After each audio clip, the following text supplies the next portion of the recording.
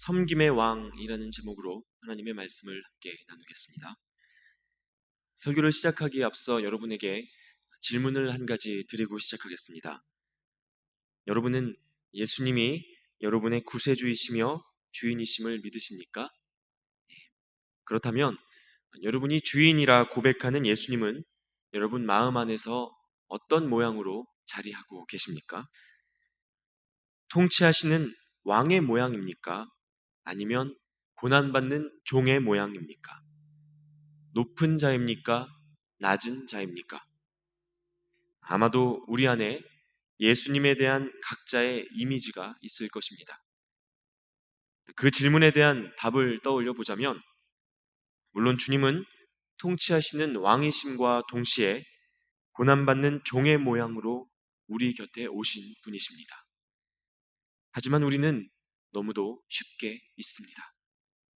주님이 어떤 방법으로 자신의 왕되심과 통치하심을 확증하셨는지,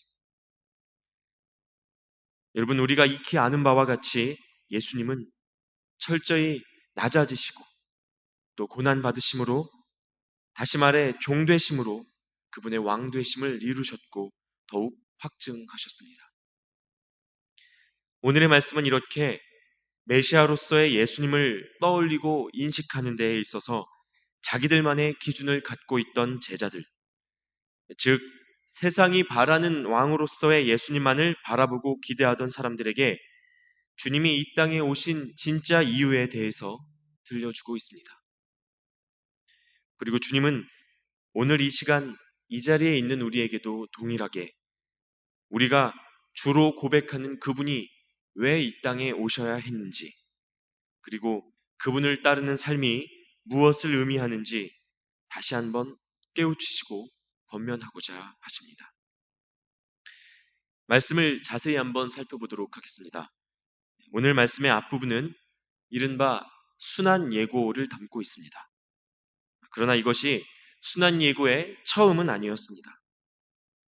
이 땅에 오셔서 3년간의 공생애를 지내시는 동안 이미 주님은 자신을 따르던 제자들에게 자신이 십자가를 질 것과 또 3일 만에 부활할 것에 대한 이 비밀을 앞서 2번이나 말씀하셨습니다. 첫 번째로 그것을 전하셨을 때가 언제입니까? 먼저 베드로의 입술을 통해서 예수님이 그리스도시요 살아계신 하나님의 아들인 것이 드러났을 그때였습니다. 예수님이 누구신지 그 입술로 제자들이 고백하게 된 그때에 주님은 처음으로 자신이 이 땅에 오신 이유를 드러내 주셨습니다. 메시아가 이 땅에 인간으로 오셔야 했던 이유가 무엇인지 가르쳐 주셨습니다. 그러나 그때 제자들, 특히 베드로의 반응은 어떠했습니까? 당시 유대인들은 메시아가 모세와 같은 정치 지도자로 또는 다윗과 같은 군사 지도자로서 오리라 기대했습니다. 이 때문에 수제자였던 베드로도 예수님의 순환 예고에 맞서 절대 그럴 일이 없을 거라고 주님을 막아섰습니다. 예수님이 이 땅에 오셔야 했던 진짜 이유를, 다시 말해 자기 스스로가 대속이 필요한 죄인인 것을 깨닫지 못했던 베드로는 그래서 주님께 아주 혼쭐이 났었습니다. 그럼 주님이 2번째로 십자가 죽음에 대해서 계시하신 것은 언제였습니까? 귀신 들려 죽을 지경에 이르렀던 한 아이에게서 더러운 귀신을 꾸짖어 쫓아내시고 또한 낫게 하셔서 사람들이 그 위험에 다 놀랐을 때였습니다. 예수님이 행하시는 모든 일이 놀라워서 사람들 마음에 예수님을 왕 삼고 싶은 마음이 올라올 때 주님은 아니다. 나는 너희가 생각하는 그런 왕이 아니다. 내가 갈 길은 너희가 기대하는 그 길과 다르다라고 말씀하고자 하셨던 것입니다. 그러나 이때에도 제자들은 깨닫기는커녕 오히려 누가 크냐 하는 논쟁으로 서로 다투기 시작했습니다. 이렇게 제자들은 십자가의 비밀을 전혀 깨닫지 못하는 중에 있었다는 것입니다. 충분히 이해할 만한 상황이긴 합니다. 각자의 생업을 뿌리치고 가족들을 뒤로 한 채 쫓았던 스승이 죽는다는 사실도 받기 버거운 일일 텐데, 그 민족의 구원자로 오셨다고 믿어지던 그분이 아무 힘도 쓰지 못하고 가장 처참한 십자가 사형에 처해진다고 하는 것을 어찌 이해할 수 있었겠습니까? 부활이라는 것은 더더욱 믿기 어려운 일이었으니 말할 것도 없을 것입니다. 그러나 오늘 말씀에서 예수님은 예루살렘에 오르시기 직전 다시 한번 제자들을 가르치셔야 했습니다. 그들은 다 이해하지 못할지라도 주님은 고난의 길을 코앞에 두고 그분이 이 땅에 오셔야 했던 진짜 이유를, 예수님이 걸어가셔야 했던 그 길에 대해 제자들에게 설명하지 않으실 수 없었습니다. 그래서 오늘 말씀에 12 제자들을 따로 데리시고 진지한 분위기를 연출하셨습니다. 그리고 이렇게 말씀하십니다. 18절, 19절 말씀을 제가 읽겠습니다.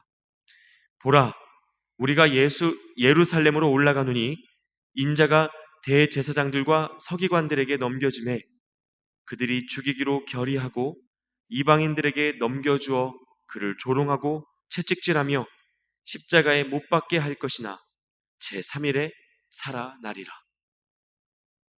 다시 말해, 너희들이 이전에 내가 2번 전했던 순환 예고를 다 이해하지 못했지만 이제 잘 좀 들어봐라. 마지막으로 내가 다시 이야기한다. 나는 곧 죽는다. 그러나 그것이 끝이 아니리니 내가 3일 만에 살아날 것이다. 이렇게 제자들에게 전해주신 것입니다. 여러분, 이 순환 예고가 우리에게 얼마나 큰 복음입니까? 성경은 전체가 예수 그리스도에 대한 증거로 가득합니다.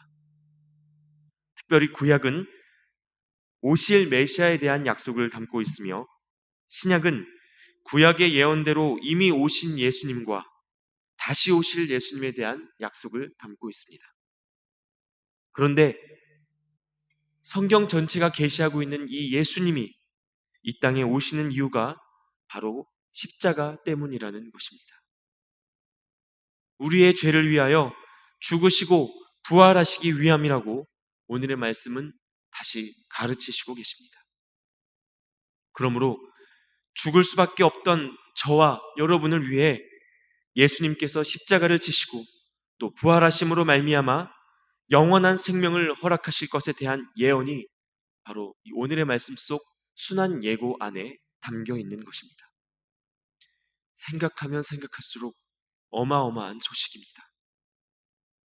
바울 사도는 그래서 이 십자가의 도가 멸망하는 자들에게는 미련한 것이지만 구원을 받는 우리에게는 하나님의 능력이라고 고린도 교회에 편지한 바 있습니다.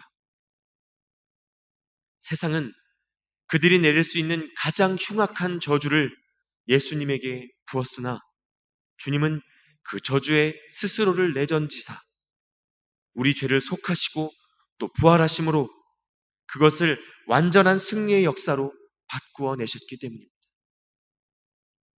사람의 눈으로 보기에 가장 초라하고 또 피해야 마땅한 이 저주의 길이 온 열방을 살리는 생명의 길이었다는 사실입니다. 오늘 말씀 속에서 주님은 바로 이 복음을 예루살렘 입성 직전에 그의 사랑하는 제자들에게 마지막으로 들려주셨습니다.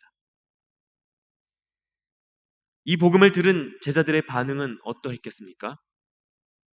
처음 예고와 2번째 예고와 다르게 이제 이 비밀을 깨닫고 비로소 예수님의 길을 준비하기 시작했습니까? 안타깝게도 아니었다는 것입니다. 오늘의 말씀은 바로 그때에 예수님이 마지막으로 자신이 고난 받으실 것을 전하셨던 그때에 세베대의 아들인 야고보와 요한이 어미와 함께 예수님께 나아왔다고 기록하고 있습니다. 그들이 와서 무엇을 구했습니까? 주의 나라에서 하나는 우편에, 하나는 좌편에 앉는 것이었습니다. 여러분, 혹시 이 안타까운 모습이 오늘 우리의 모습은 아닙니까? 복음을 들어도 하나님의 말씀인 성경이 통째로 우리 손에 쥐어져도 수십 년간 매주일 하나님의 말씀을 듣고, 아니 매일 아침마다 주의 전에 나와 그 복음을 들어도 우리가 구하는 그것이 여전히 주의 우편에, 주의 좌편에 앉는 것은 아닙니까? 만일 그렇다면 우리는 어쩌면 이 당시에 예수님을 곁에 두고도 눈을 뜨지 못했던 제자들과 별반 다를 것이 없는 것일지 모릅니다.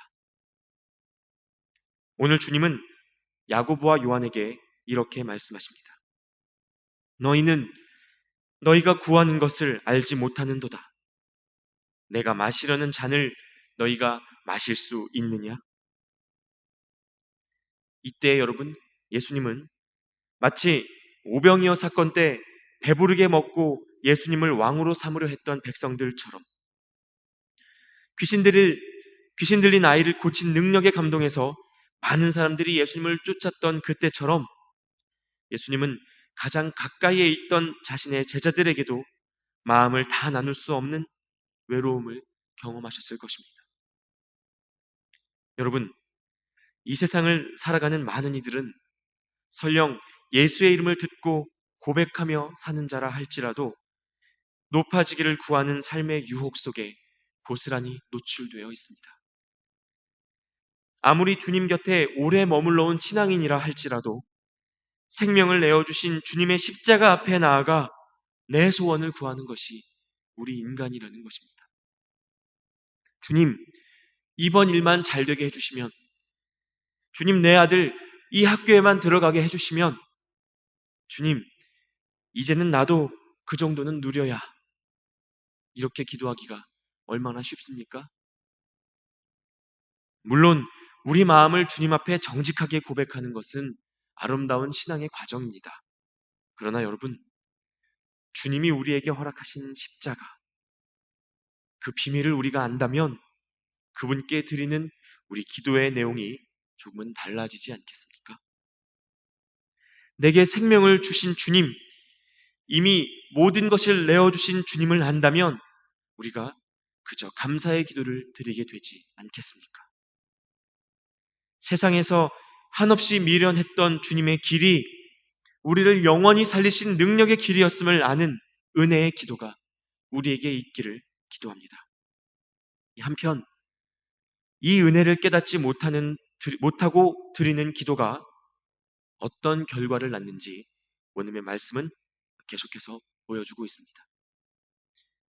오늘의 말씀을 가만히 살펴보면 십자가의 도를 깨닫지 못하는 제자들의 기도, 은혜를 깨닫지 못하는 그들의 기도가 오히려 경쟁의 날을 세우고 있는 다른 제자들과의 분쟁을 일으키는 도구로 사용되고 있음을 볼 수 있습니다. 24절 말씀에 이렇게 기록되어 있습니다. 열 제자가 듣고 그 두 형제에 대하여 분이 여기거늘. 여러분, 이 열 제자 안에 있던 이 분노가 주님의 십자가를 깨닫지 못하던 야고보와 요한에 대한 안타까움이었겠습니까? 그렇지 않았다는 것입니다. 열 제자 안에 있던 분노는 아니 걔들은 왜 자기들만 높여달라고 나서는 것이야 하는 질투요 시기였습니다. 그들도 별다를 것이 없었다는 것입니다. 그래서 그들 안에 미움이 싹트기 시작했습니다. 여러분, 12제자의 이 모임은 교회가 세워지기 이전에 교회 공동체라고 해도 과언이 아닙니다. 그런데 이들 공동체 안에 분쟁의 씨앗이 심겨졌다는 것입니다. 이것이 어디에서부터 출발했습니까? 십자가를 깨닫지 못하는 자의 기도, 나 높아지기를 바라는 기도에서였다는 것입니다. 이 시대 많은 이들의 기도가 이러합니다. 내가 높아지기를, 내가 1등이 되기를 구합니다. 여러분, 내가 1등할 수 있게 해달라는 기도는 무엇입니까? 사실 그것은 의미상으로 다른 사람이 1등하지 못하게 해달라는 기도와 같은 기도입니다. 나의 좋은 소식을 위하여 다른 사람의 좋은 소식을 박탈해 달라는 기도와 다를 것이 없다는 것입니다. 그러므로 이 안에서 분쟁이 일어나기 시작하는 겁니다. 그래서 이 기도는 내가 노력한 그 결과를 얻게 해달라는 기도로 바뀌어야 합니다. 그래야 복음이 복음되는 것입니다.